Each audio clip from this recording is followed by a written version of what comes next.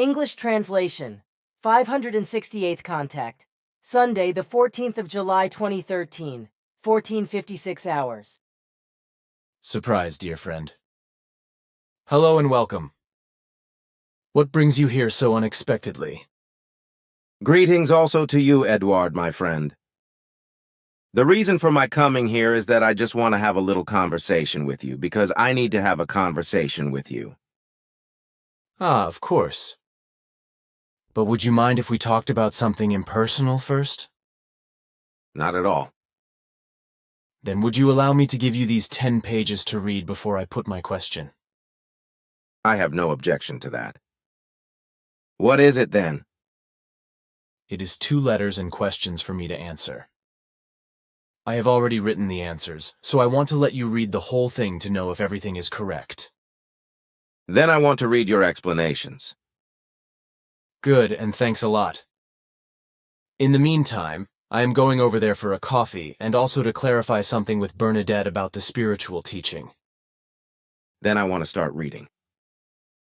Of course, I will see you then. Yes, but it will take me some time to read through so many pages. I think so too. Ta starts reading. Reader's letter and questions. Dear Mrs., dear Figu, dear Billy, once again it is time after studying. That is to say, reading the books Arahat Atharsata, Genesis, Fluidal Forces, Volume 1, Truth About the Playarin, as well as several free publications and articles. I have the following to say and ask. In general, I would like to thank Billy for his words and writings, because they are indeed full of wisdom and truth, at least for me, respectively, my consciousness, my understanding, because they reflect exactly what I have always known within me. It is really a beautiful feeling to have this confirmation, especially when it has been lying idle for a long time and I have had little or no understanding of the environment. Unfortunately, I had already had conversations with our religion teacher. I was Protestant when I was about 11 years old, because I really wanted to know more, which is why I often asked him the inappropriate question, what would you say if God did not exist and we were actually descended from extraterrestrials, etc., etc.? As an answer, I always got only a short and brief, such nonsense. So useless, because he did not respond to further questions. As I said, unfortunately, I think you all understand what I want to say with this. Of course, I also had my difficulties in the beginning to accept what I had read. Like most people who are intensively engaged with the writings of Billy, and therefore have a different way of thinking than the majority of the human beings, as Billy says. A real inner struggle was conjured up in me, and I often did not know whether I should accept and acknowledge the whole thing or not, etc. But again and again, my mind and consciousness calmed down.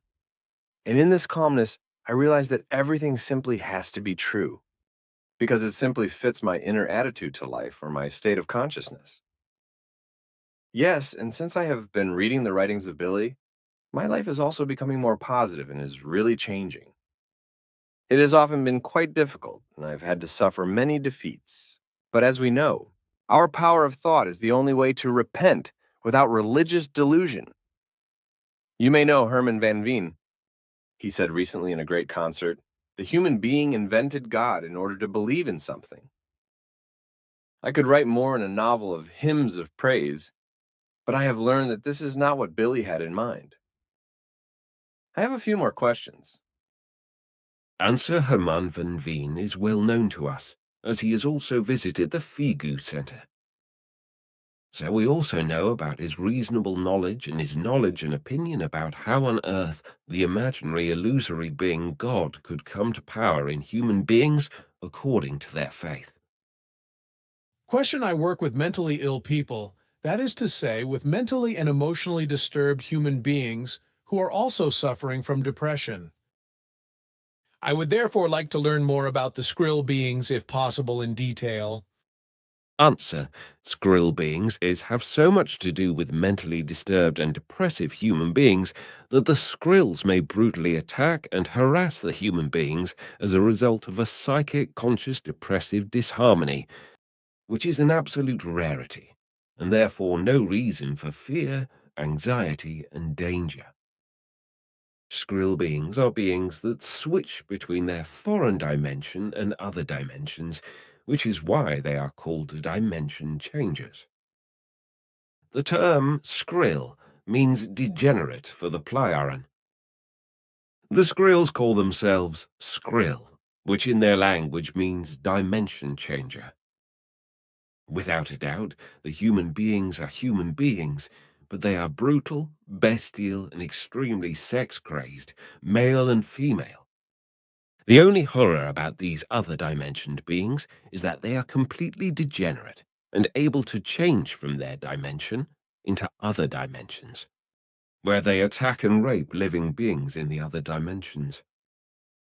But this does not happen very often, so the human beings of other dimensions, such as our dimension, can only clear and pave the way for these Skrills by a special psychic depressive misbehavior. This is to say that these Skrills can only penetrate into other dimensions and work there if other living beings of other dimensions clear the way for them by self-destructively driving their psyche to malfunctions and thus collapsing psychically depressively. This, however, is so rare that with regard to 1,000,000 psychic depressive human beings, it might just happen to one who can be attacked by a Skrill being. This is all known because some Plyaran scientists have been able to get in touch with these Skrills and learn about their way of life and all the trappings. Question: what does Billy know about the Kryon movement? I find it really dangerous. Could there really be a spiritual entity called Kryon? Answer: the Kryon community is a widespread religious esoteric delusional sect which claims to be connected through channeling with higher beings who would give alleged messages of Kryon and 36 high councils of light in the form of 48 steps to guide Earth humans to awakening. The themes range from healing, manifestation, materialization, and telekinesis to the complete formation of the light body, allowing the physical body to travel into other dimensions. However, the fact that all this nonsense corresponds to purely Earth-human schizophrenic fantasies is of no concern to the delusional believers who cling to this nonsense and believe it. There are flyers of the Kryon schools with which they advertise. There are also schools of consciousness of the New Age, which are said to be run by the sect, and which are being set up in all major cities in Germany, Austria, and Switzerland, where there are also various Kryon schools.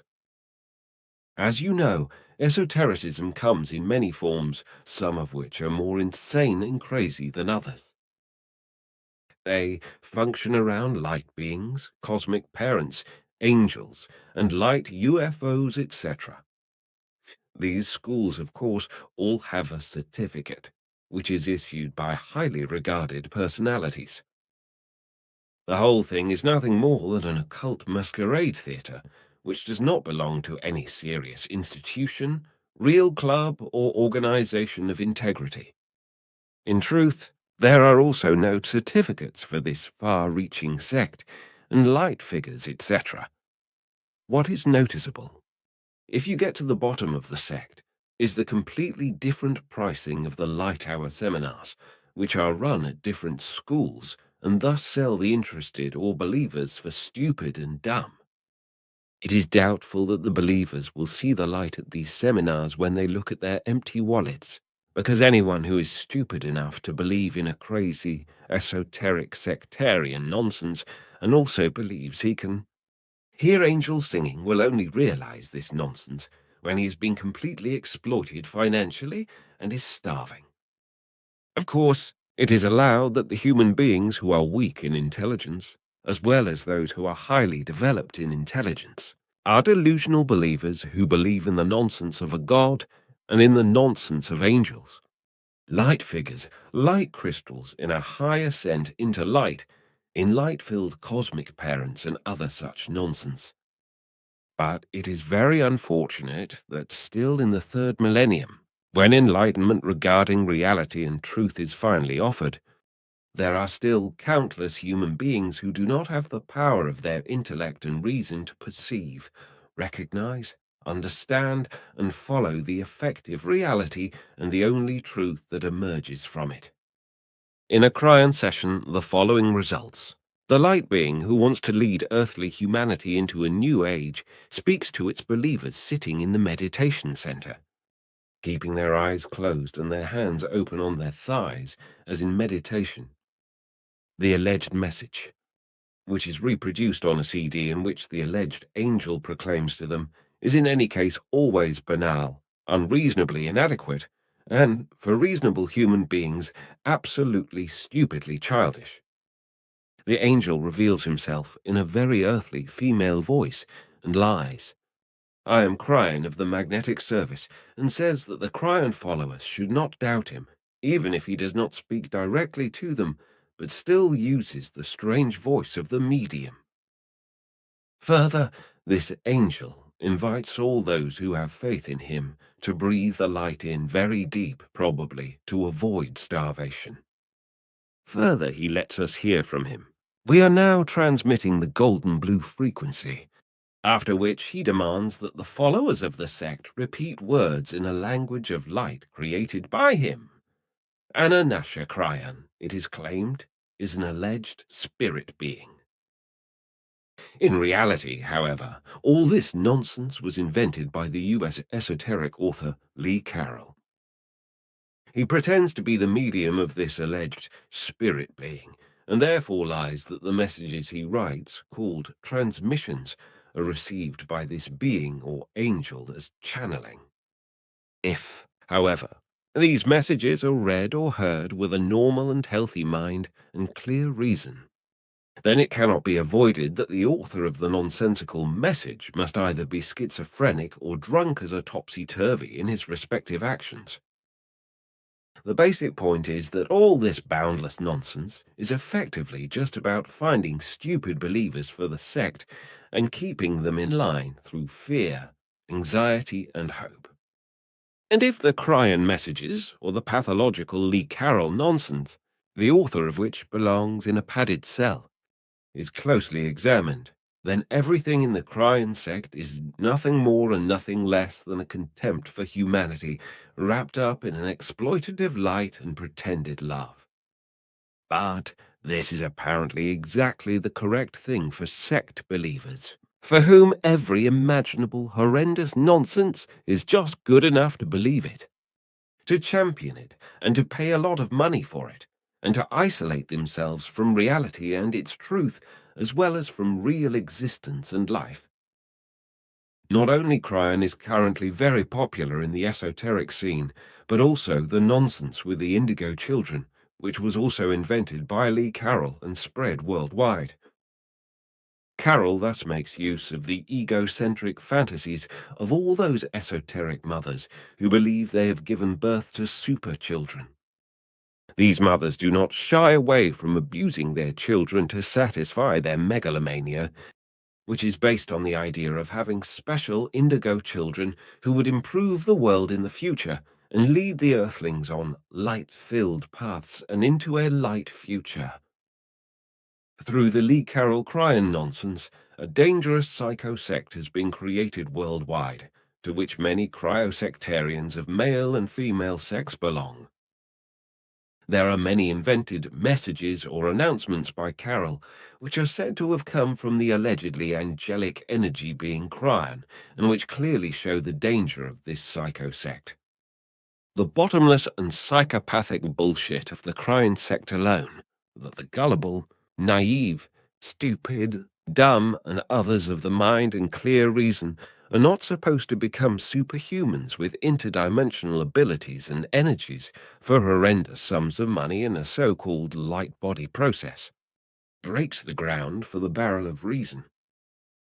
In the same way, if only enough is paid for it, the members of the sect should become independent of time and space, so to speak, and be able to cure even the most serious illnesses. In addition, idiotic pseudo-scientific arguments are used to try to convey a new worldview to cult members, with the horrendous nonsense that even existing laws of nature could be undermined. And the hammer here is that many innocent human beings spend a lot of money on this disastrous nonsense and even get into heavy debts, just as it is also the case with the Scientology sect in particular, as well as with many other religious or sham-religious sects.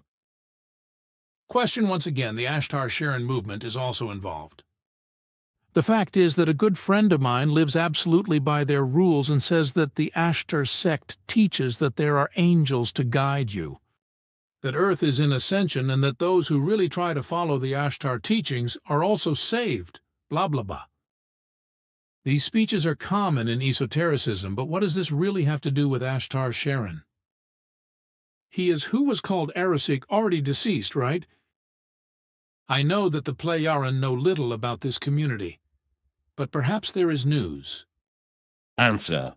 As far as Ashtar Sheran is concerned, it can be said in a nutshell that on the one hand it is known how the name of this extraterrestrial came into the earthly language area, where it has since been exploited esoterically and sectarian and misused by would-be media, which are supposedly powerful in channeling for imagined messages.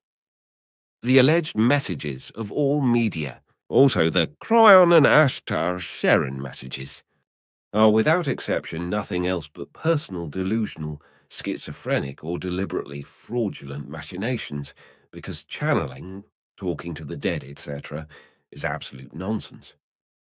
But to Ashtar Sheran, who actually existed, whereby he first had an important mission, but from which he had fallen away and become a criminal.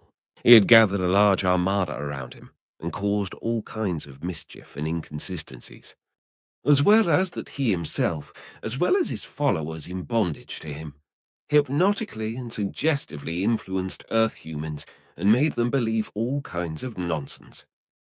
The name Ashtar Sheran was also suggestively implanted in Earthlings, who then, unaware of the truth of their suggestive hypnotic influence, turned it into an esoteric sectarian contact story and spread it, which has continued until today and has found a large number of followers and believers.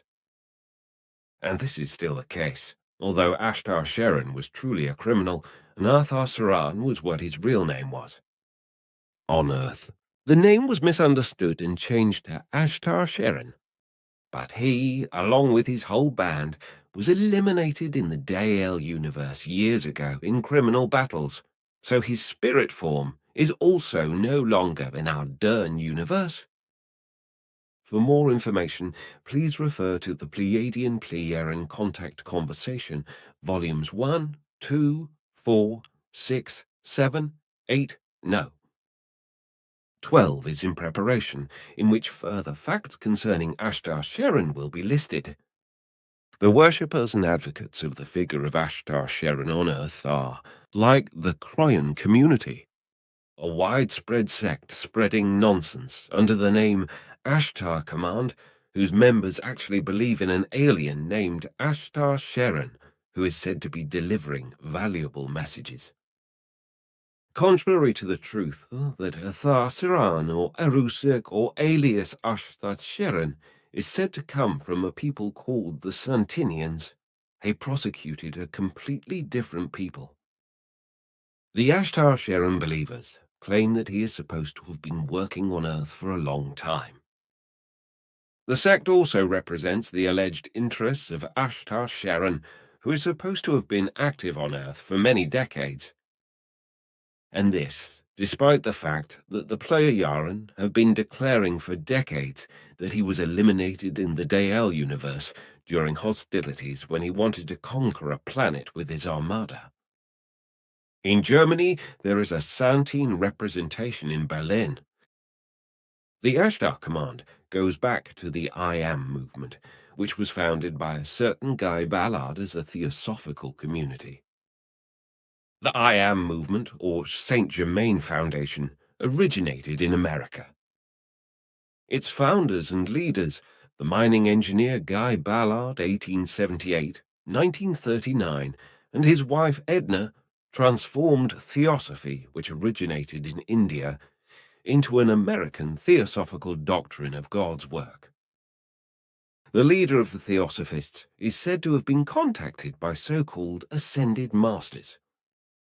The alleged contact between the Ashtar Sheran command and Ashtar Sheran is said to have taken place by means of channeling, which corresponds to a pure schizophrenic imagination, in which a medium is supposed to receive a message. A well-known medium from this sect is called Tuella, which is said to come from the English-speaking world. The alleged messages of this medium, which is very active, are not only available in the English-speaking world, but also in Switzerland and Germany, etc. The whole of these sectarian messages is at the heart of the evacuation of humanity on Earth by over 17 million UFOs, which cannot be seen at the moment. The purpose of the evacuation is to bring the Earthlings who believe in this nonsense to a higher vibrational level, and thereby save them from the bitter end of time and humanity.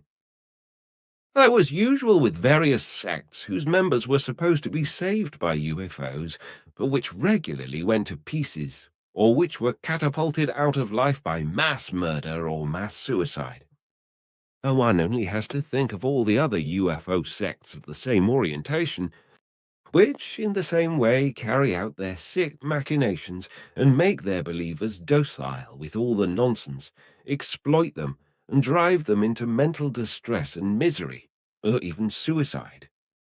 A bad example of this was the religious sectarian Heaven's Gate UFO sect founded in the early 1970s in the USA by Marshall Herff Applewhite, which he then led together with the nurse Bonnie Lou Nettles until her death.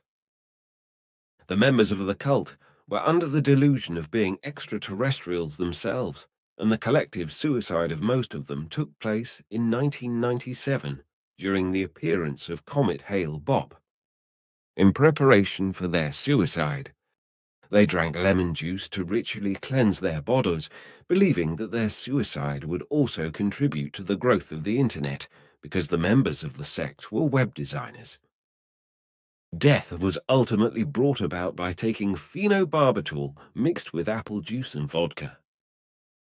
The 39 dead bodies of cult members were found in March 1997 in a rented villa in Rancho Santa Fe community, north of San Diego, California.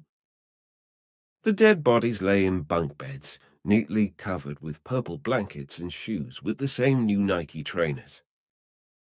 All of them also had luggage and money for the journey in the UFO or spaceship with them.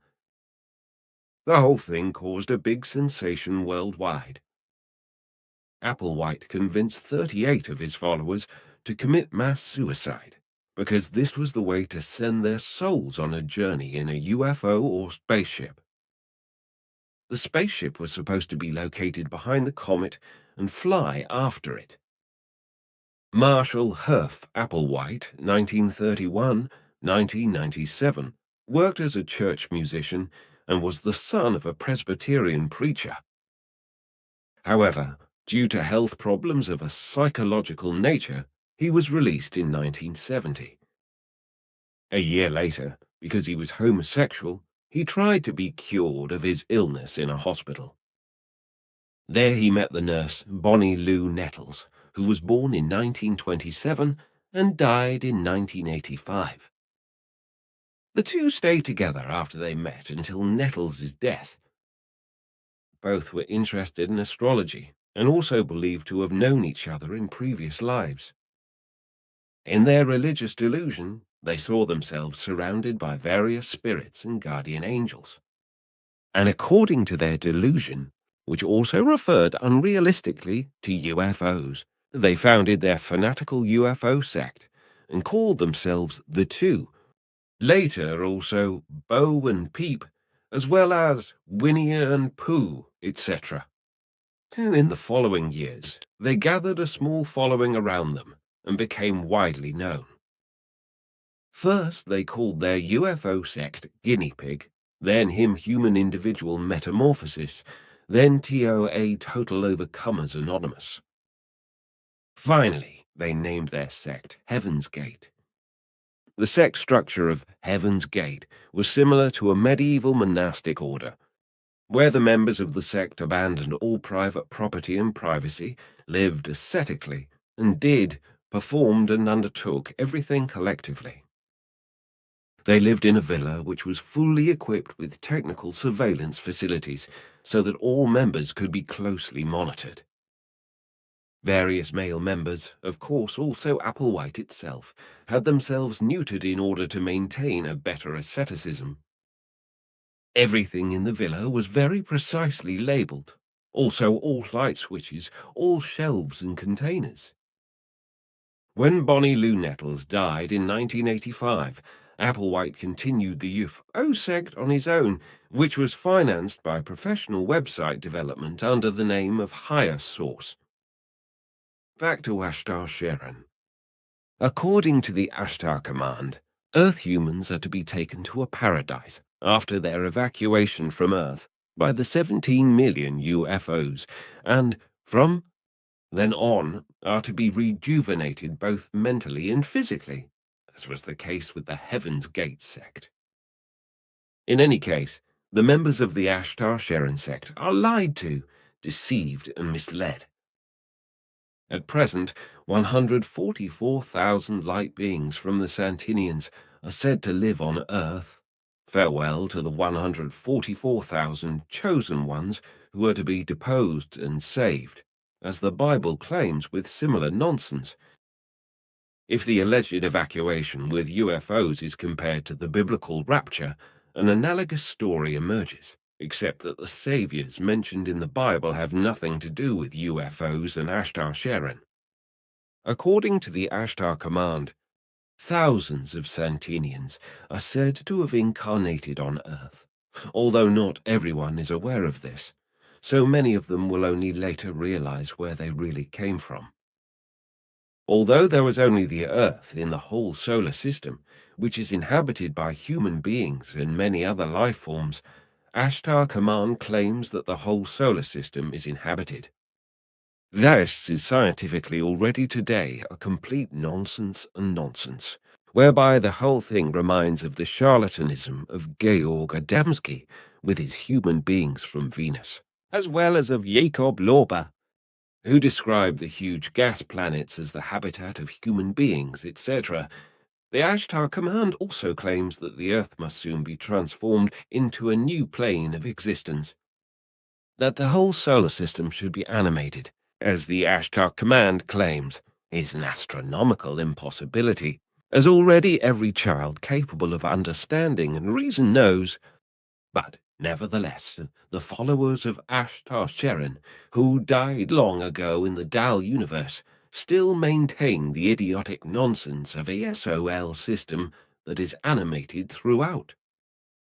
And what is more, the Santinians allegedly accuse the Earthlings of playing fast and loose with the Earth and its environment. Ashtar Sheran himself is hailed as the commander of love, who is also supposed to be the Son of Man announced by Jesus Christ. Of course, how could it be any other way with a stinking religious sect? Jesus Christ and the Archangel Michael are also supposed to be on you and you with the Santinians and to work together with them. Through this cooperation, the evacuation of the Earthlings should also come about one day, which should also be ordered by God's personality. That the Ashtar Command for the whole thing, probably to announce the evacuation, will use all the natural disasters and the evil worldly events to point out the future upheavals, is to be expected. Ashtar Command promises peace, freedom, and spiritual perfection for the future, based on the sect's philosophy that all human beings can recognize themselves as Santinians incarnate on Earth.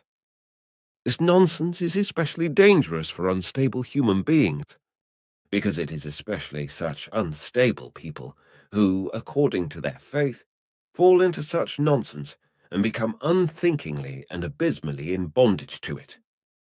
It is not only adults who are at risk, but also children who are confronted with all this bottomless and irresponsible nonsense and also fall into this and the delusion that there is a real meaning behind everything. If they come to the idea of being an extraterrestrial human being themselves, perhaps a Santine, so that they have to join like-minded people and show similar sectarian behavior. Question: do dwarves and elves exist? I think they must live in other dimensions and not in the forest, as is always claimed. Answer: dwarfs is a collective term for small human beings, that is to say, for beings that are much smaller than normal human beings. Dwarves have nothing to do with the human beings who are smaller than normal people, who are also known as midgets. In fairy tales, dwarves are depicted in popular belief as mythical creatures who usually live underground in caves or in the mountains. As such mythical creatures, they have their origins in Nordic mythology and are often said to have superhuman strength and power. In fairy tales and legends, they are also considered to be very clever and magical, but sometimes they are also cunning, stingy, and treacherous, but mostly very helpful. In later times, however, the fairy tales and legends have changed a lot, so that the dwarves were depicted as bearded males with pointed caps, which has been preserved until today. The actual origin of the dwarf mythical creatures is mainly to be found in artistic blacksmiths, whereby the term blacksmith in Old Norse means smidder, in Icelandic smidur. Originally, it was used to describe a craftsman who was very good with wood, but also with metals. Such a craftsman was actually an artisan who also made jewelry and wood carvings, so he was an artist and creator in the figurative sense.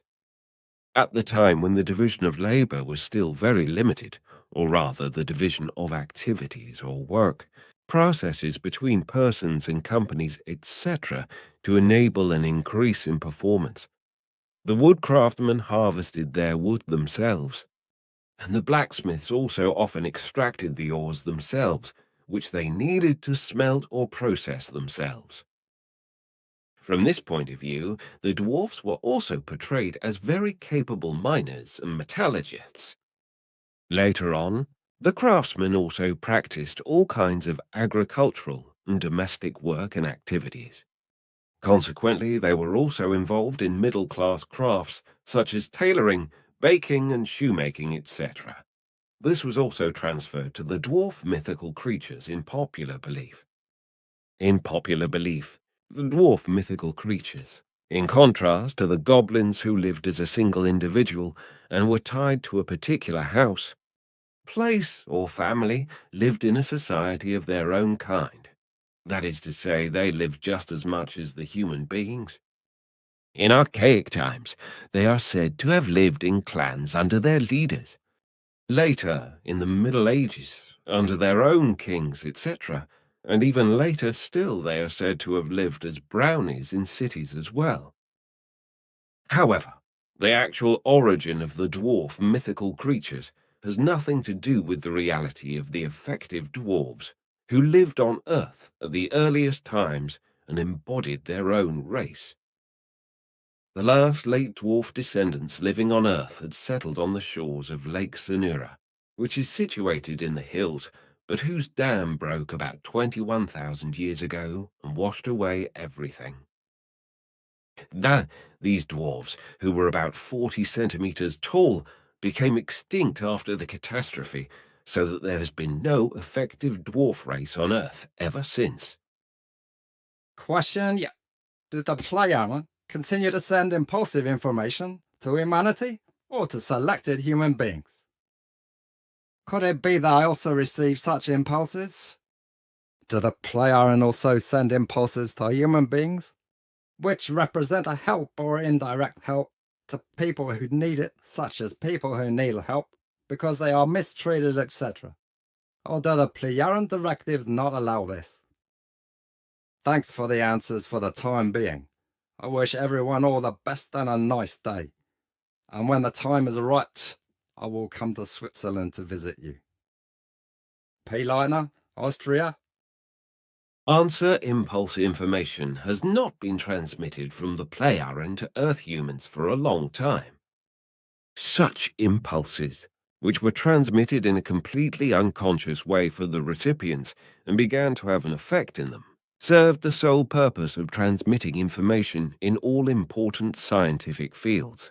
For example, to promote progress in medicine and technology, etc. Thus, the recipients never consciously perceived the impulsive information transmitted to them, and also did not become aware that the Plejaren had impulsively given them certain directions and had shown their many possibilities for development and rapid progress in relation to thousands of developments. The Plejaren were not allowed to give more than this impulsive information unconscious to the recipients because, according to their directives, they were not allowed to interfere further in the developmental concerns of the earthly sciences, etc. Above all, they were not allowed to do so openly and recognizably. And as far as impulses for yourself or impulsive help for the human beings who are in need of help, which should come from the Plejaren, there are also the directives in between, which do not allow such help. Billy. Question: in the last bulletins, you wrote extensively about Islam, including circumcision. In it, you write that circumcision is a bodily injury.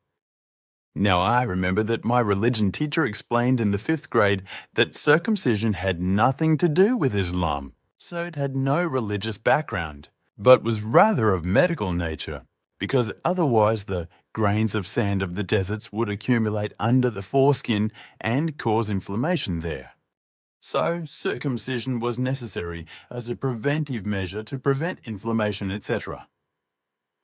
Does this postulate of my former religion teacher correspond to the truth?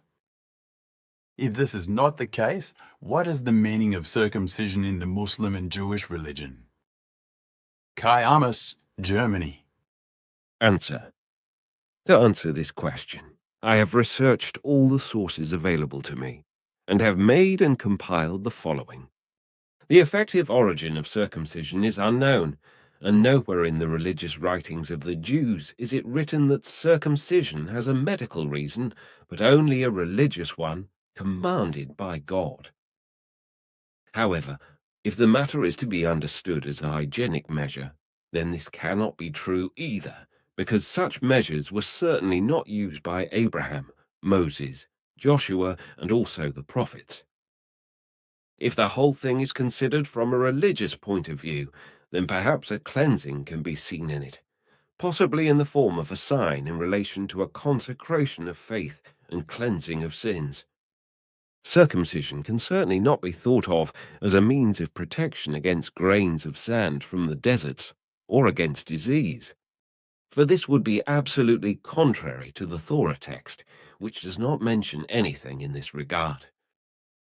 It is true that circumcision was performed as an act of purification among the Jews, as it was among other Oriental peoples, such as the Egyptians and the Arabs, but not much is known about it. Basically, it has been assumed from time immemorial that circumcision makes coitus or sexual intercourse more successful for fertilization. According to the Bible, with its saying, "Through circumcision, God promised him abundant offspring." With regard to circumcision in Judaism, a quotation explains the following. According to the Hebrew Bible, Gen 1710 EU, circumcision was introduced among the Israelites by their mythical progenitor Abraham. Its scope is not described or defined in detail their genesis. Abraham's lifespan is usually dated around 1800 and 1600 BC. More recent research assumes that Jews living at that time only under Moses' Wath. Then around 1400, 1200 BC, or during the Babylonian exile around 600 BC, adopted and ritualized this practice. This made the circumcision of newborns Brit Milah, which must take place on the 8th day after birth, one of the ritual commandments of the mitzvah note. Billy. Jewish regulations equal sign elementary component of the Jewish Orthodox faith. In addition to the 10 Commandments, there are a further 613 mitzvahs. The procedure is performed by a Jewish circumciser mohel, plural mohelim, who has been trained in it. There are different opinions as to whether the Brit Milah Billy's note, covenant of circumcision, should take place with or without anesthesia. In contrast, the practice of scraping the inner foreskin from the glands by means of a sharpened fingernail, which was first prescribed in the Mishnah Shabbat 19 to about 200 AD. Note Billy. Mishnah equal sign repetition is the first major writing of the oral Torah, and as such, one of the most important collections, can be considered almost abolished since the 20th century. While Christian, historical critical biblical research believes that most of the history of Abraham can be attributed to the time of its origin around 950 BC. This form of Abrahamic covenant is said to have been inserted only 400 years later, with the priests writing in the course of a comprehensive revision of the Pentateuch. The same applies to the repeated regulation of the circumcision of boys on the 8th day of life by God in the Torah Lev 12:38 lat, which is mentioned there in the context of the temporary uncleanness of the mother. The original version of the covenant is Genesis 15, Gen 15, 21 EU, which is concluded there by Abraham through animal sacrifice. In Judaism, circumcision is seen as entering into the covenant with God. According to Jewish tradition, God entered into this covenant with Abraham and his family. Hence, the circumcision covenant is also called the Abrahamic covenant.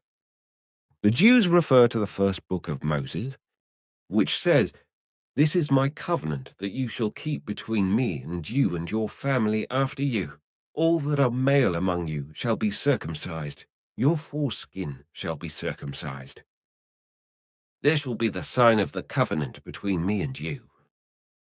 Every child, when she is 8 days old, you shall circumcise her offspring. But if a male is not circumcised in his foreskin, he shall be cut off from his people, because he has broken my covenant." It is further quoted. The real origin and purpose of circumcision is still unclear and controversial to this day, although it has often been interpreted as a sanitary measure, which could never be proven. In this respect, it is undeniable that circumcision has many advantages. On the one hand, the high sensitivity of the glands is eliminated, while on the other hand, the tendency to skin abrasion and inflammation is also reduced.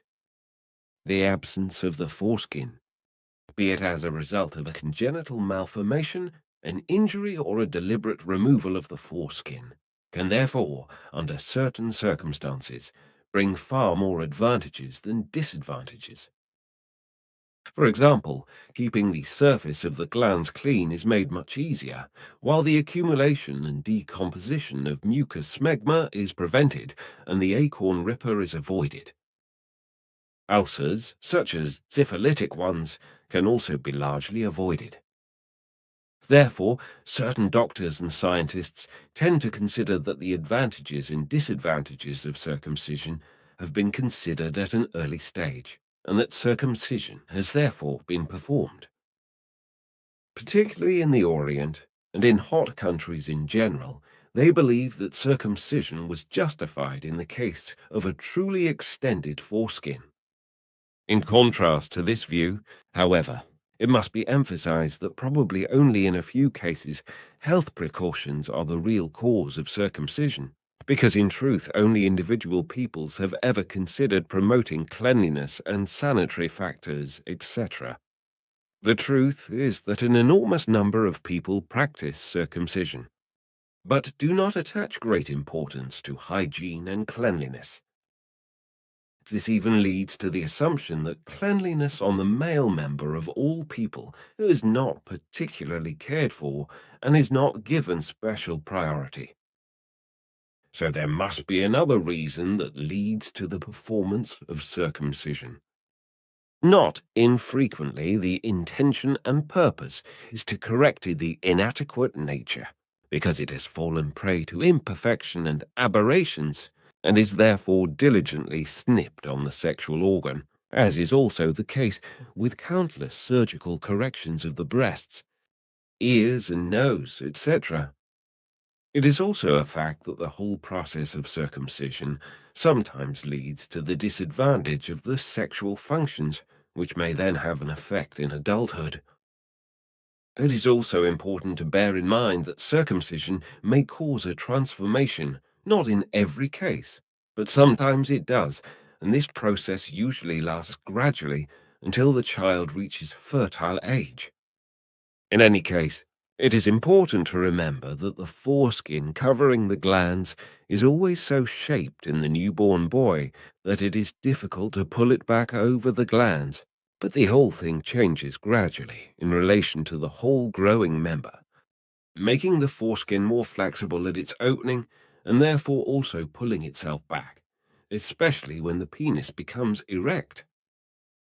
A newborn boy naturally has a lengthening of the foreskin, which is quite narrow at its opening. In primitive peoples, it is a fact that the young man who has grown into a man often carries the glands freely because the foreskin pushes back by itself. If, however, in an adult man, the glands is still covered by the foreskin in an erect state, this is considered abnormal and is therefore corrected by circumcision at an early stage. In primitive peoples, circumcision can also be based on the sexual function of the man, because the covering of the glands with the foreskin, which is still present in the young man, means something more or less obstructive for sexual intercourse, and therefore the obstruction must be removed. This is why most primitive people who practice circumcision do not cut away the foreskin until they are sexually mature, usually at puberty. Through circumcision, which is carried out ceremonially, the respective young person is to be made immediately completely mature and normal in sexual terms, and through this act is to be accepted into the ranks of mature, marriageable men. With regard to the pain that usually occurs on the very sensitive male sexual organ as a result of very primitive methods of circumcision, it must be said that this is also a kind of test of male steadfastness. For the believers in Jews and Islam, or for Jews and Muslims, circumcision is practiced at a very young age, because it is believed that the natural unnaturalness of the newborn child should be counteracted. The circumcision of healthy boys on the 8th day after birth is considered a commandment of God in Judaism, also because he is said to have provided a large number of offspring. Whether this is really to be taken seriously is more than just questionable, if one considers that God is an invention of the human being, so that he does not have to bear the responsibility himself, but can shift it onto this imaginary figure. In certain cultures, everything should be done to ensure that as many offspring as possible are born, even as a small child. Nothing should be left to chance, and consequently, no attention should be paid to whether circumcision is correct and valuable, or incorrect and worthless with regard to the act of procreation, and whether the foreskin might one day be a hindrance or not. In many cases, circumcision was and is considered a work pleasing to God, also by the early Jews, for they clearly considered circumcision to be of great value in order to be able to produce numerous offspring. It can therefore be assumed with great probability that the religious legislators who introduced the practice of circumcision among the Jews certainly copied it somewhere, and thus did not lead it back to the Jews themselves or to their God Jehovah, but was introduced from outside and adopted by other peoples. It is clear that they considered the whole thing useful and valuable, as well as politico-religious reasons, which led them to seek to consolidate their priestly power certainly adding to it the nimbus, meaning and consecration of a religious rite commanded by God.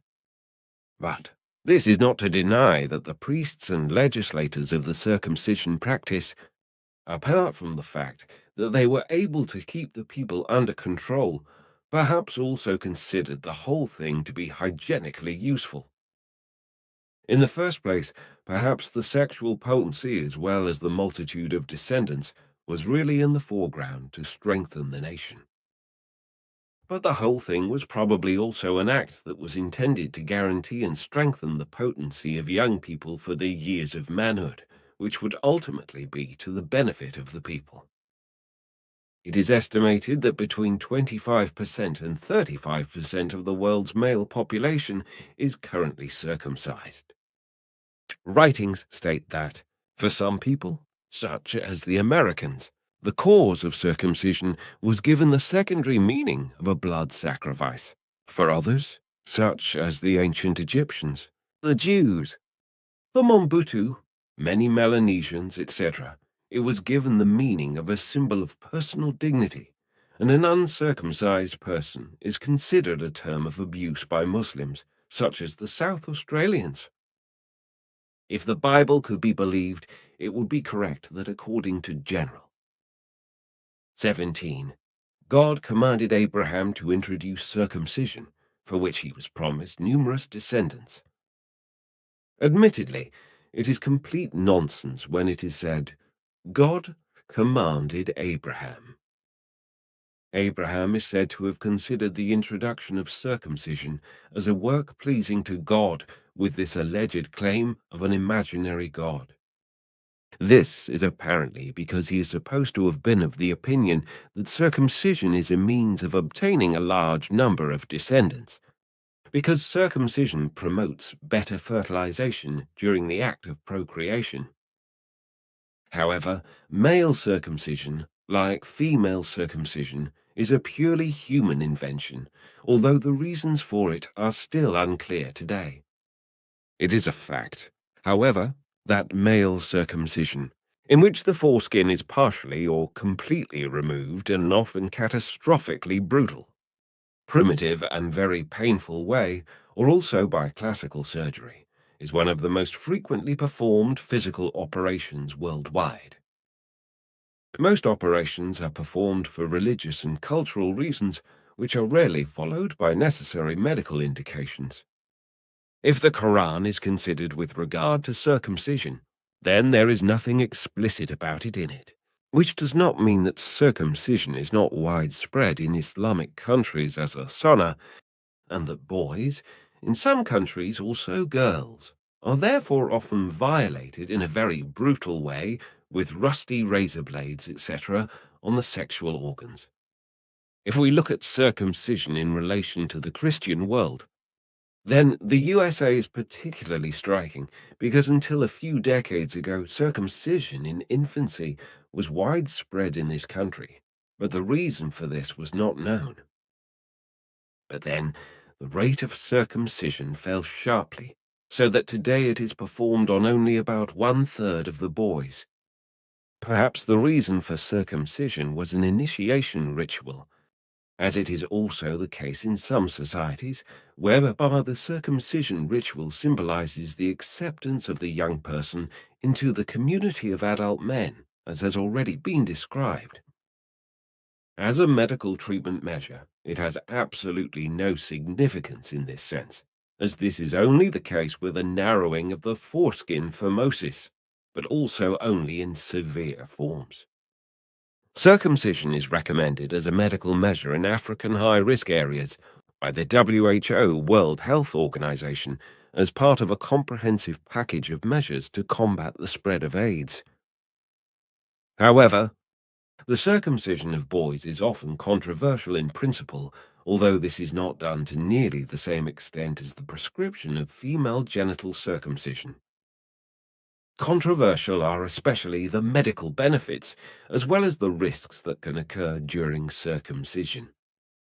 The ethical and legal aspects, as well as the human rights, as well as the right to physical integrity.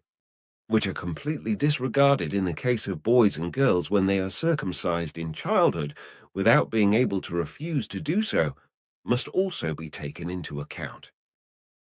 In certain countries, for example, girls are also circumcised when they are older and against their will, with violence often being the order of the day. As mentioned above, the effective origins of circumcision among the human beings of the earth are largely unexplained, so everything concerning explanations is based on conjecture.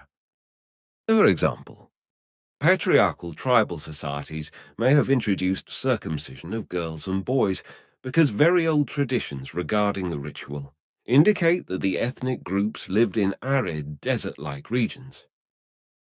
Nomadic peoples, especially in North and East Africa as well as in Australia, are particularly prominent in this context.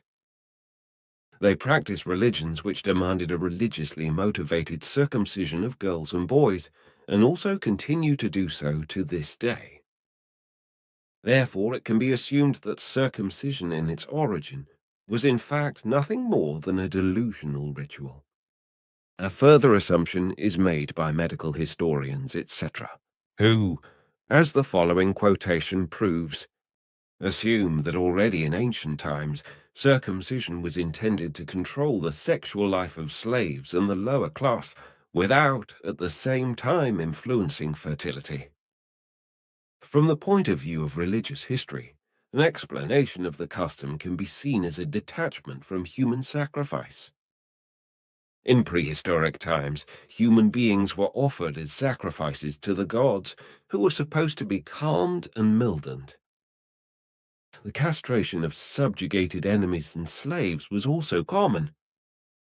In the course of religious upheavals, only that part of the man who was responsible for passing on life, the source of new life, so to speak, was sacrificed. Castration was an essential part of the ancient cult of Cybele and Attis, which at times was spread over large parts of the Roman Empire. According to one theory, the contact of the cult with early Judaism led to the adoption and modification of the custom. Another, more popular argumentation says that the foreskin is basically the only part of the male body whose sacrifice does not cause any harm. This reform was a pars pro toto sacrifice, which, in the biblical tradition and for the outlined context of human sacrifice here, sacrifice of the son Isaac, circumcision and fertility exemplarily. Abraham was the first to perform circumcision, Gen 17:12 EU.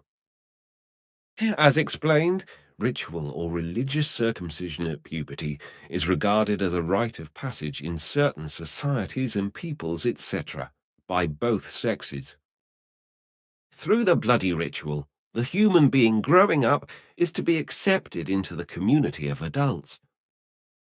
However, the irresponsible circumcisers do not care that the children are consciously brought into a profound crisis situation by the circumcision. Those who are to be circumcised are to show courage and prove themselves through the pain they have to endure in order to prove themselves to be a full member of society, whereby this idiocy can probably not apply to defenseless babies because they do not understand anything about the whole thing and cannot even speak. So even the defenseless infant has to undergo painful or humiliating procedures without being able to do anything about it, let alone understand the bloody and painful procedure. This is also the case with the Bambara and the Dogon in Mali, West Africa, where the whole thing is a rite of manhood that is supposed to abolish the original androgyny symbolized as bewitched femininity through the foreskin. The term androgynous is used to describe the human beings who, through their behavior, characteristics, gestures, and clothing, do not correspond to the role patterns of the innate sex. Thus, androgynous men appear emphatically female, and androgynous women especially male. But androgyny says nothing about sexual preferences. Hetero-homo or bisexuality is therefore possible. Androgyny is not to be confused with transsexuality. Apart from circumcision of the foreskin of the man, there are also various other forms of surgical intervention on the penis. As the following quotation states, circumcision is still practiced today in the context of initiation rites among primitive peoples, for example, the Aborigines of Australia. The ritual is also common on various islands in the West Pacific Ocean. The custom is to slit open the penis of young men a few weeks after removal of the foreskin, which causes a complete or partial splitting of the urethra, the so-called subincision. In Indonesia, boys are implanted with bamboo or metal balls, so-called implants, into the shaft of the penis or the glands at the beginning of puberty. Another quote states that circumcision took place as early as 2300 before the Christian era.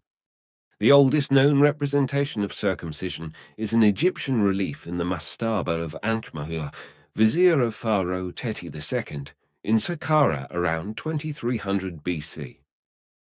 Why men were circumcised at that time is unknown. The ancient Egyptians considered the snake to be immortal because it could shed its skin and thus renew itself again and again. Some cultural historians suspect that the circumcision of a man was supposed to symbolically reproduce the skinning of the snake and make the human soul immortal. The craziest views on circumcision have always been circulated, as the following quotation shows. In the 1st century AD, the Jewish Hellenistic philosopher Philon of Alexandria advocated circumcision in de circumcision. In the 12th century AD, the Jewish physician and rabbi Moses Maimonides advocated circumcision also because of its allegedly moderating effect on the sexual drive. The sexual organs were to be damaged and weakened in such a way that they still function but no longer allow any excess lust. According to Maimonides, the ability to give the wife sexual pleasure is also a prerequisite for marriage. The following quotations show what other interesting things can be found in various sources with regard to circumcision. According to the Israeli anthropologist Nissan Rubin, Jewish circumcision did not include pariah in the first 2 millennia. The pariah was only prescribed by the rabbis during the Bar Kokhba uprising in order to make the meshikat, orla, the restoration of the foreskin by stretching, mentioned in the Talmud and the Maccabees, 1 Mark. 1115 EU, among others, impossible. This had spread under Hellenistic influence, since in Greek society a bared glance was considered obscene and ridiculous. The 1st and 2nd books of Maccabees, which are considered apocrypha according to Jewish and Protestant understanding, are the oldest known source today for a suppression of the Brit Milah. According to Maccabees, Antiochus IV Epiphanes tried to Hellenize Jews in his empire at the beginning of the 2nd century BC. He also banned circumcision and ordered people to be accustomed to all impurities and pagan customs. The women who had had their sons circumcised were killed as Antiochus had ordered. The boy was hung by the neck in their houses, and they were also killed by those who had circumcised them. 1 Mac 1 51 64 EU. 2 women were brought before the court because they had circumcised their sons. They tied their children to their breasts and led them around the city in public and threw them over the wall 2 Muck. 6 10 EU. Circumcision is mentioned differently in the book of Samuel 1, Sam 18, 25, 27 EU, and in Genesis 34, Gen 34, 14, 25 EU. In the first, King Saul demands a bride price for his daughter of 100 foreskins of killed Philistines from David, hoping that he would perish, but the latter then hands over double the amount, In the other, the brothers of Dinah, a daughter of Jacob who was raped by the son of the local Hivite prince, demand the circumcision of his tribe as a condition for a compensatory marriage. This demand also turns out to be a ruse, because two of the brothers use the wound fever of the circumcised to kill unhindered everything male in the city. Quote, within Reform Judaism, which emerged in Germany in the 19th century, there were voices that wanted to abolish, or at least modify, the old ritual. Rabbi Samuel Holtheim, in his book On Circumcision of 1844, argued that circumcision was not a sacrament, and therefore not necessary for membership of Judaism. However, Abraham Geiger, one of the founders of Reform Judaism, which is called Liberal Judaism in Germany, decided to maintain circumcision, which is also still valid for Reform Judaism today. In the 19th century and at the beginning of the 20th century, some assimilated Jewish families renounced the circumcision of their sons.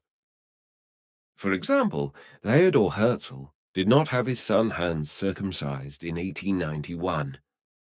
Theodor Herzl did not identify himself with Judaism until 1891.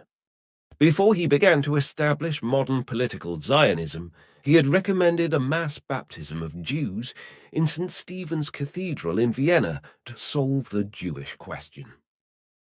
Quote, at present, most Jewish and also most non-religious families have their sons circumcised shortly after birth.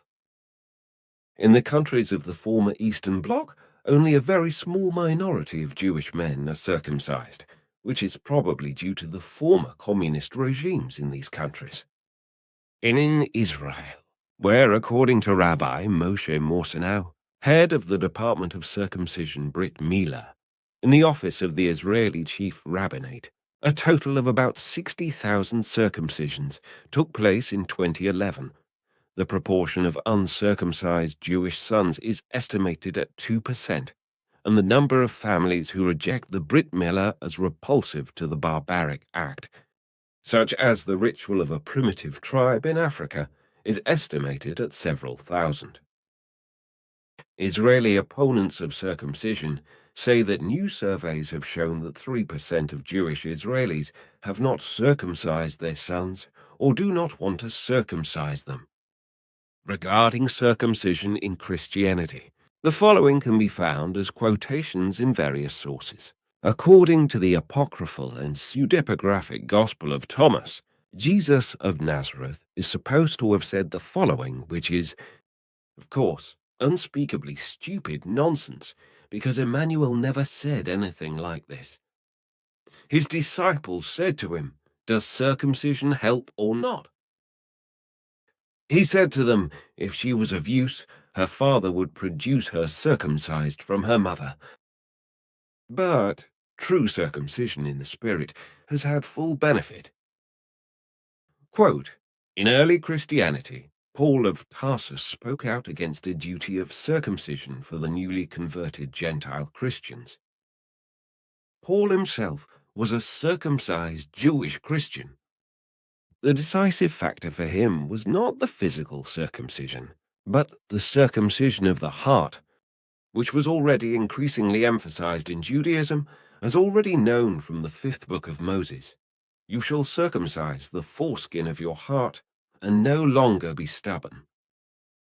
D10, 10. 16 EU. Whoever believes, according to Paul, to be pleasing to God and to become holy by physical circumcision alone is on the wrong track. Circumcision is useful if you keep the law, but if you do not keep the law, you have already become uncircumcised from a circumcised person. Rom 2. 25 EU. The decisive factor is humble faith. For in Christ Jesus it is not important to be circumcised or uncircumcised, but to have faith that is effective in love. T. Gal 5. 6 EU.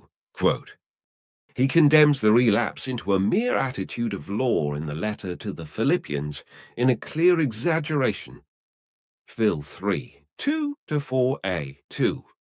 Beware of the dogs, beware of the bad workers, beware of the circumcision. For circumcision, that is we who serve in the Spirit of God, boasting in Christ Jesus, and not trusting in the flesh, although I could also trust in the flesh. Now, in order to answer the question further, I would like to say the following in the end. The duty of circumcision for boys was not maintained in Christianity, but it was in Judaism. Had this not been the case, it would have been a very considerable obstacle to the missionary work of non-Jews and the rise to a world religion. When the end of ancient Jewish Christianity came as a separate current, circumcision almost completely disappeared in Christianity. So there are only a few Christian churches which continue to practice circumcision, such as the Coptic Orthodox Church, the Ethiopian Orthodox Church, and the Eritrean Tewahedo Orthodox Church. The ritual of circumcision in relation to male newborns was largely replaced by baptism in Christianity. In 1962, the Second Vatican Council abolished completely the Feast of Circumcision of the Lord in Circumcisione Domini, commemorating the alleged circumcision of Jesus on the 8th day after Christmas Eve, or the 1st of January LK. 221 EU.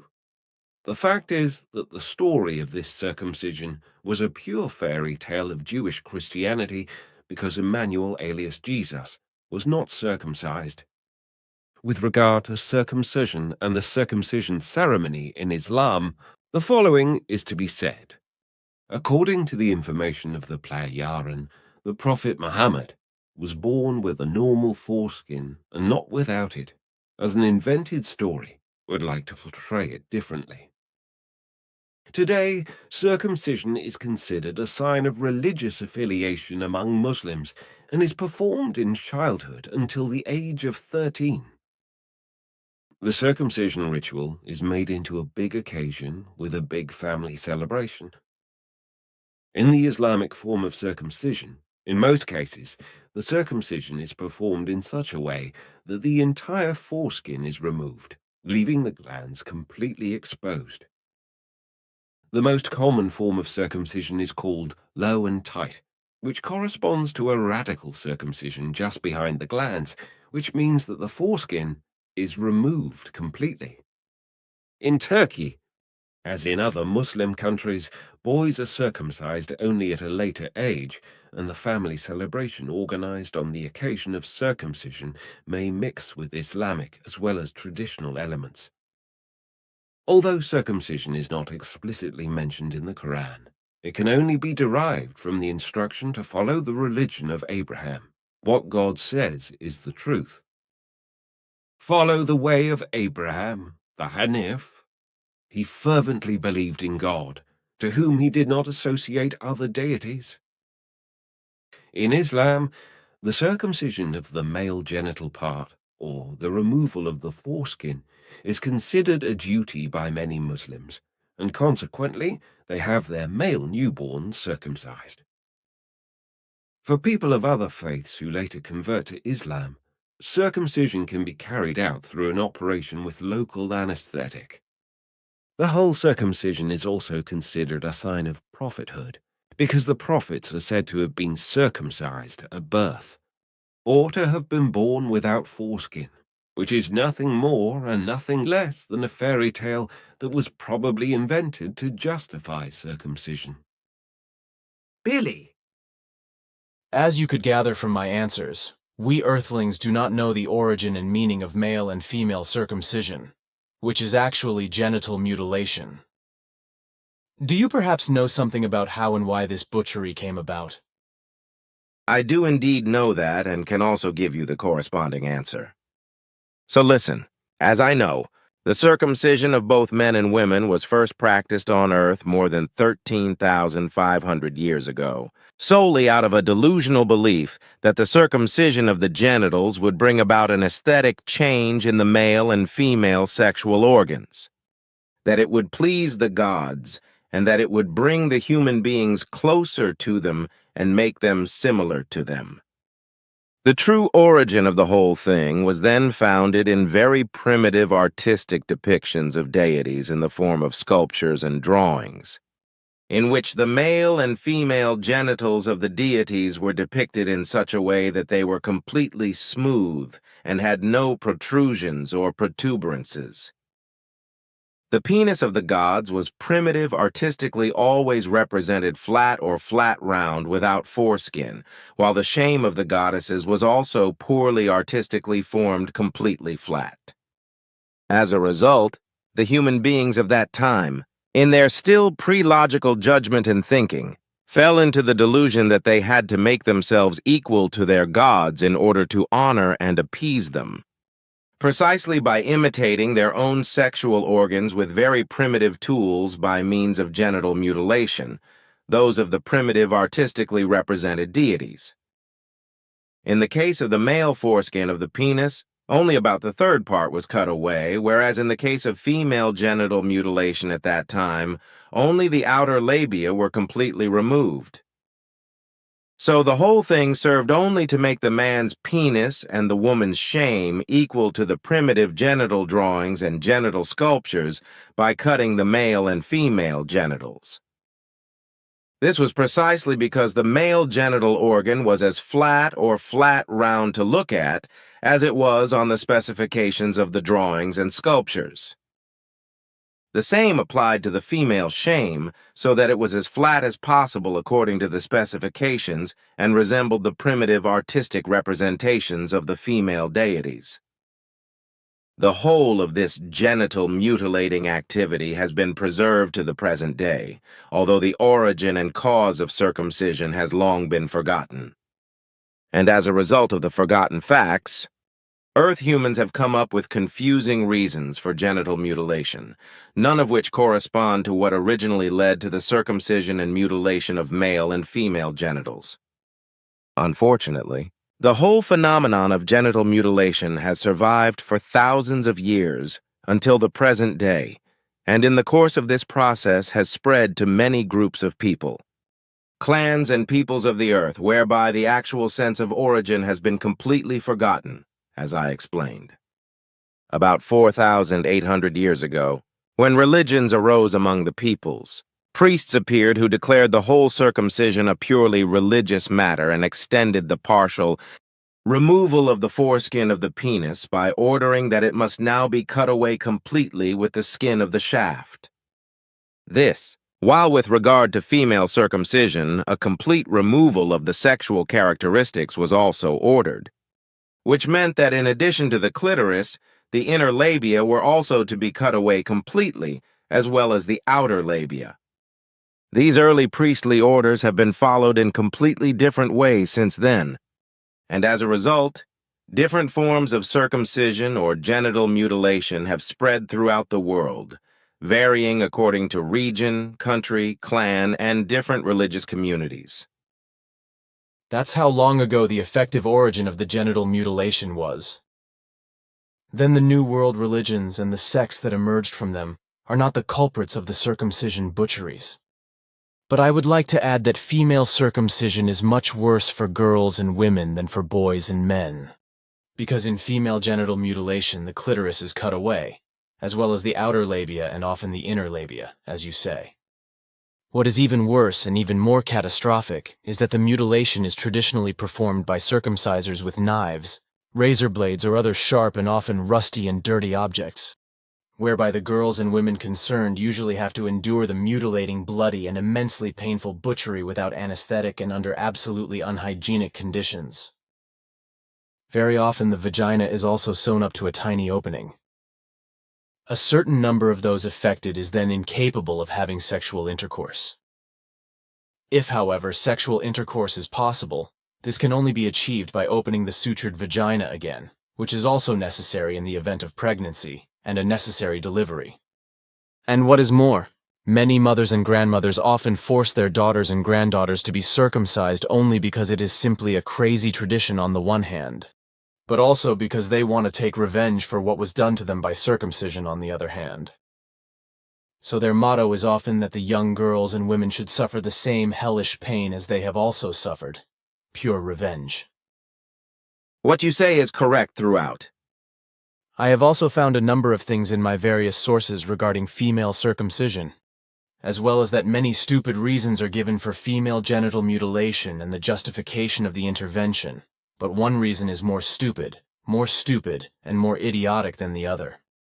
The fact is, however, that the consequences of female genital mutilation for the girls and women concerned are indescribable and of a kind that could not be worse, although the serious health consequences are very often attributed to other causes. It is astonishing that such a cruel practice has been able to survive for thousands of years, and that the advocates of female circumcision are still allowed to openly and powerfully justify themselves without being called to account. But the power of these lunatics is proven by the practice of circumcision alone, so it is difficult to fight against the millennia-old bloody nonsense. And when the mad advocates of female genital mutilation are asked about the reason for it, all kinds of nonsense is cited. So it also turns out that there are many stupid and silly answers to this question in the cultures concerned, which usually appear in a combined way, both in forms of pseudo-scientific, pseudo-hygienic, pseudo-medical, and religious or traditional ways. In Islam, at least in those countries where female circumcision is undoubtedly practiced, the widespread view prevails that female genital mutilation is an Islamic imperative. There are, however, statements which very convincingly contradict this unsubstantiated assertion. In the Islamic religious book Quran alone, there is nothing to be found that calls for circumcision, because the true Prophet Muhammad never ordered such nonsense. Objectively speaking, therefore, the Quran does not allow for the circumcision of women or men, girls or boys, but this is of course of no interest to those who advocate this bloody trade, and therefore irrelevant. It is a fact that certain Islamic clergy who are fanatical about circumcision in various regions and countries are of the opinion that Allah has allegedly demanded this purification, and that the Prophet has also made this known, which is, however, in truth absolute nonsense. Muhammad, in fact, never spoke out in favor of male or female genital mutilation, but against it, because he knew it was wrong and that it was carried out among the Jews and even further outside his sphere of influence, as well as among his people themselves, who had adopted the circumcision tradition from Judaism. But what is now circulating all around regarding the justifications of circumcision, I would like to mention with the following short quotations, which I found on the internet. Pseudo-medical justifications. Pseudo-national medical reasons are regularly invoked. For example, it is believed that the natural female genital is impure, which promotes infections. The clitoris can injure the baby at birth. The clitoris secretes toxic secretions that can poison or impotent the man. The clitoris risks growing so much that sexual intercourse becomes impossible. Aesthetic reasons. It is believed that the vulva looks ugly and untidy, especially if the inner labia are visible. Female genital mutilation makes the woman's body aesthetically acceptable, and the procedure also makes her face more beautiful. Suppression of female sexuality. Female genital mutilation is also explicitly justified as a measure against excessive female sexual activity. It is intended to discourage masturbation, which is regarded as harmful, and to prevent premarital sexual intercourse, although there are also societies which are tolerant of such experiences, where female genital mutilation is performed just before marriage. Tradition. The most important and strongest driving force behind female genital mutilation is probably tradition. The knowledge that female genital mutilation has been practiced since time immemorial leads to the conclusion that it is something absolutely necessary. That is to say, the normative power of the factual. The imagination of men is shaped in such a way that they feel repelled by unmutilated women, consider them impure, and are not willing to marry them. The whole of society outlaws women who have not undergone female genital mutilation. Health consequences. The consequences of female genital circumcision depend on the type of procedure, the hygienic conditions under which it is performed, and the general health of the girl or young woman. Among others, the following acute, chronic, psychological, psychosomatic, and physical consequences may occur. Great pain, shock and psychotrauma. Normally, girls are circumcised, especially when performed by traditional circumcisers, without anesthesia or local anesthetic.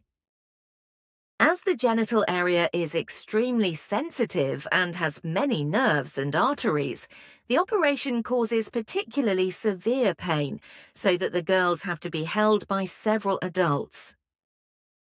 Pain in the genital area is often a lifelong companion. In addition, the mutilation can trigger convulsions and shock states that can lead to death. Very traumatizing for many girls is the fact that close relatives, usually the mother or aunt, hand them over to the circumciser and hold them during the procedure. The feeling of being abandoned can be accompanied by a massive loss of confidence and a lifelong trauma. No less traumatizing is the prohibition to speak out loudly about the pain during the treatment. If they cry, scream, or even resist, the girls are threatened with exclusion from the community and social isolation. The amputation of the clitoris and/or labia is in itself a traumatic event. The imperative not to express the pain intensifies the trauma. This physical and psychological stress can lead to repression, depression, and behavioral disorders comparable to the consequences of rape and torture victims. Infections and transmitted diseases. Since circumcision is not carried out in hospitals or doctors' surgeries and is usually performed by traditional circumcisers, especially in rural areas, the hygienic conditions are inadequate. Tools such as knives, razor blades, scissors, or broken glass are used on several girls. Since they are not sterilized or disinfected, the risk of infection E. J. Blood poisoning, hepatitis, and the transmission of diseases such as HIV/AIDS is very high. Inflammation and the urinary retention caused by the reduced outlet hole during infibulation * can lead to acute and long-term complications E. G. Chronic urinary tract infections. Note Billy. Infibulation = in men, fixing the foreskin with wire or pulling in a ring, or in women, suturing or stapling the vulva to prevent sexual intercourse, which is usually maintained until marriage. Blood loss. Depending on the form of circumcision, the circumciser amputates all or part of the external genitals. Acacia thorns, string, animal gut, or iron rings are used to close the wound. Ashes, herbs, cold water, plant juices, or leaves are used to stop the heavy bleeding that often occurs during the amputation. However, it is not uncommon for girls to bleed to death, as heavy bleeding can also occur around a week after circumcision, when the crusts over the clitoral artery become detached. Injuries, incontinence, and fistula formation. Since traditional circumcisers are mostly older women whose eyesight has already deteriorated and who cannot always keep their hands perfectly still, injuries to the tissue, the sphincter muscle, or the urethra cannot be ruled out. Such injuries can lead to fistula formation and uncontrolled drainage of urine and feces. Sexual and reproductive problems. Depending on the type of circumcision, the operation has a great influence on the women's ability to experience sexuality. Mutilation of the external female genitals often represents an irreparable damage to the woman's sexual functional unity. The hard and little stretchable scar tissue makes penetration by the man more difficult. Especially in infibulated women, the vaginal opening would have to be cut open for the first sexual intercourse. As this is tantamount to a loss of honor for the husband, alcohol is usually used as an anesthetic, and the mechanical penetration then opens the woman up by force. For the birth of a child, the existing scars must also be opened by experienced obstetricians. Due to the hardness and limited elasticity of the scar tissue, the birth canal cannot widen sufficiently. This can have life-threatening consequences for mother and child. Complications, such as heavy bleeding, are also more frequently documented in circumcised women than in uncircumcised women, according to a WHO study from 2006. Some infibulated women who have been cut open for birth are refibulated after birth, that is to say, resutured and thus traumatized again. Increased mortality rate of children. According to the results of the above-mentioned study, circumcision also promotes increased infant and child mortality. Infertility. Research has confirmed that severe genital circumcision in particular significantly increases a woman's risk of infertility. Development of scar bulges. Scar bulges can develop on the scars, which can lead to a narrowing of the vagina and thus to complications during urination, sexual intercourse, and childbirth. Irreversible damage. A large part of the more severe forms of circumcision in particular is irreversible. There is a lot of research in this field. In particular, the French gynecologist Dr. Pierre Foldes has developed surgical procedures in recent years to at least partially reverse the damage caused by circumcision. These techniques include the removal of scar tissue, the partial restoration of the labia, or also the externalization of the inner part of the clitoris to compensate for the amputation. Nevertheless, the physical and psychological consequences of genital mutilation can rarely be completely eliminated. And what else I have found on the internet regarding male and female circumcision or genital mutilation are the following quotations. Genital mutilation. Genital mutilation, often called circumcision, is known in our culture as circumcision of boys among Muslims and Jews, and as circumcision of girls, preferably in parts of Africa.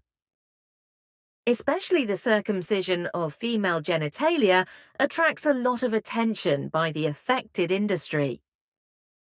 What is new for many is the fact that circumcision of the male genitalia also leads to numerous deaths or lifelong suffering worldwide.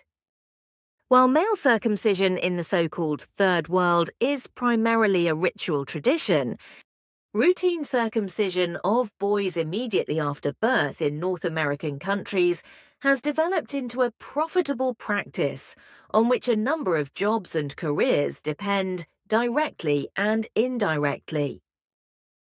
what connects the medicine man on the Solomon Islands with the hyper-modern equipped doctor in the USA? They both deal with children without medical indication.